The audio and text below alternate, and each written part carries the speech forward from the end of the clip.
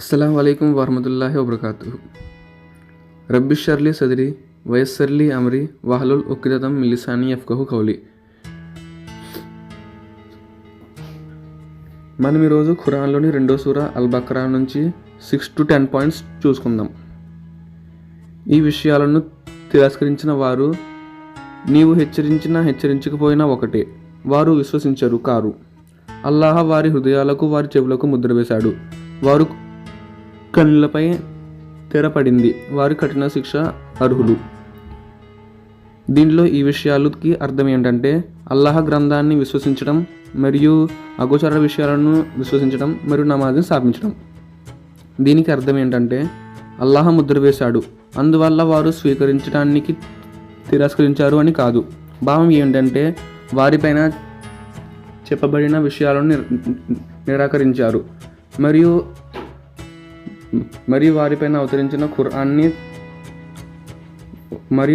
అవతరించిన ఖురాన్ మార్గాన్ని భిన్నంగా మరొక మార్గాన్ని ఎన్నుకున్నారు. అప్పుడు అల్లాహ్ వారి హృదయాలకు మరియు చెవులకు ముద్ర వేశాడు. నెక్స్ట్ ఆయత ఏంటంటే అల్లాహను అంతిమ దినాన్ని మేము విశ్వసించాము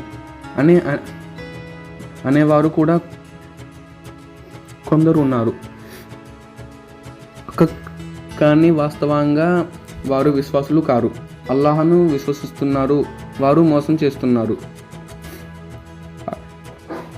కానీ యథార్థంగా వారు తమను తామే మోసం చేసుకుంటున్నారు. అయితే ఈ విషయాలను వారు గ్రహించడం లేదు. వారు హృదయాలకు ఒక రోగం పట్టుకుంది. అల్లాహ్ ఆ రోగాన్ని మరింత అధికం చేశాడు. వారు చెప్పిందే ఈ అబద్ధానికి వారికి కఠిన శిక్ష పడుతుంది. దీనికి అర్థం ఏంటంటే రోగం అంటే కపటం అనే రోగం. అల్లాహ్ ఈ రోగాన్ని ఉద్యతం చేసేదాన్ని అర్థం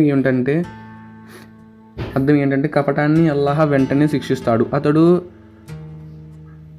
అతడు విడుపును ఇస్తూ పోతాడు. ఈ కపటాన్ని మరింత కపటం అవుతూ పోతాడు. అస్సలాము అలైకుం వరహమతుల్లాహి వబర్కాతుహు.